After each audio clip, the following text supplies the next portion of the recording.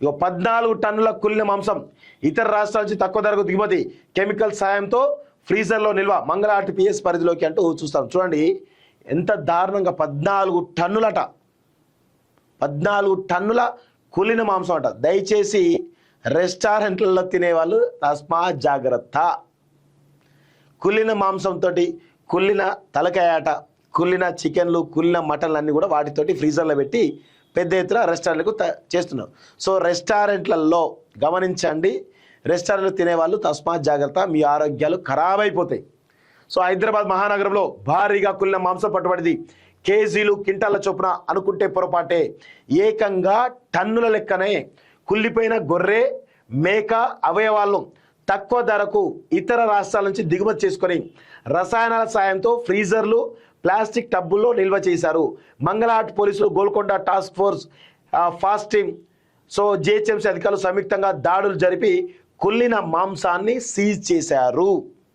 So చూడండి ఎంత దారుణంగా, 14 టన్నులు అంటే ఎంత దారుణంగా ఉందో ఒకసారి చూడండి. మిగతా మొత్తం చదువుదా ఒకసారి. ఇదంతా బస్తాలల్లా, ప్లాస్టిక్ దానిలా, ఇదంతా చూడండి. తలకాయలు, గొర్రె తలకాయలు, మేక తలకాయలు ఎట్లా చూడండి, ఎంత దారుణంగా ఉంది చూడండి. మంగళాట్ పోలీస్ పరిధిలో కుళ్ళిన మాంసాన్ని విక్రయిస్తున్నటువంటి మాఫియాను అధికారులు పట్టుకున్నారు. అఫ్రోజ్ ఆర్కేపేట్ చిస్తి సమాన్ ప్రాంతంలో A to Z fish and goats apple shop కేంద్రంగా అక్రమ వ్యాపారం నిర్వహిస్తున్నారు.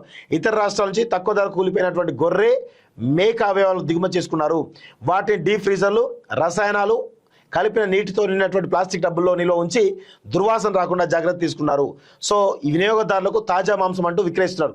మంగళహాట్ పోలీసులు, Golconda task force, fast team, Hyderabad GHMC అధికారులు నిర్వహించారు. 14 టన్నుల కొల్లి మాంసాన్ని స్వాధీనం చేసుకున్నారు.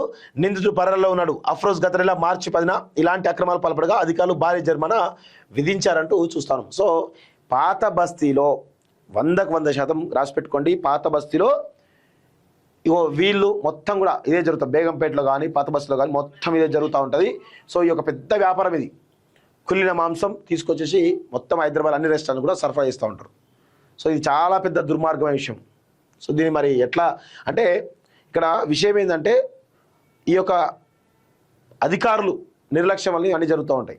ఇప్పుడు ఫుడ్ కమిషన్ కూడా రెస్టారెంట్లు దాడులు చేయాలి, తనిఖీలు చేయాలి, వేగవంతంగా తనిఖీలు చేయాలి. ఎక్కడ ఉంటే ఆ యొక్క హోటల్ సీజ్ చేయాలి. ఫస్ట్ సీజ్ చేసి వాళ్ళపై క్రిమినల్ కేసు పెట్టాలి.